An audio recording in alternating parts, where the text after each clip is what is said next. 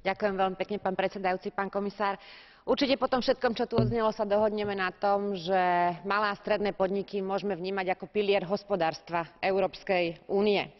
Zohrávajú aj úlohu hlavného zamestnávateľa, a to najmä z dôvodu, že všetky veľké spoločnosti majú svoje sídla v ázijských krajinách, a to najmä z dôvodu nákladov, čo osobne považujem za sociálne aj politicky nekorektné, a dúfam, pán komisár, že v budúcnosti v tomto pléne budeme diskutovať aj na túto tému.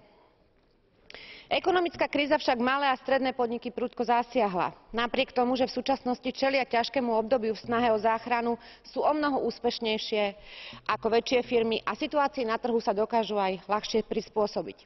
K finančnej podpore sa však paradoxne dostávajú oveľa komplikovanejšie ako veľké spoločnosti. Práve s ohľadom na uvedené skutočnosti a celkový obrovský význam a prínos malého a stredného podnikania pre európske hospodárstvo sa musíme zamerať na hľadanie nových spôsobov využívania štrukturálnych fondov. Musíme sa zamerať na odstraňovanie byrokracie a administratívnych prekážok a čerpanie úverov pre malých a stredných podnikateľov celkovo zjednodušiť. Čas nevidím, ale pravdepodobne, keď ste, pán predsedajúci, odklepli kladívkom, tak môj čas skončil. Ďakujem pekne za pozornosť.